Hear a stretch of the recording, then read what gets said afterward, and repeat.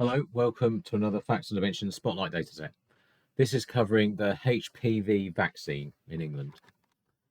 So I'll just show you one of the files so you can see what sort of data we're dealing with. Not too bad layout, but obviously needs to be in a database to be useful.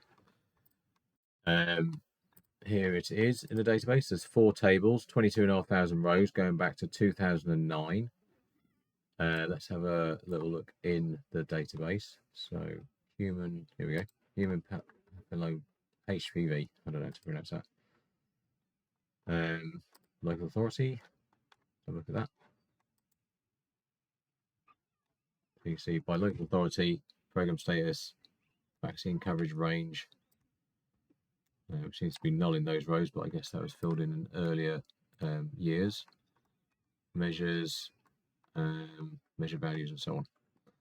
So all that table is available in the database. There's a link in the description, and if you follow that, you can get access to this and the thousands of other data sets for free for 30 days. Thanks.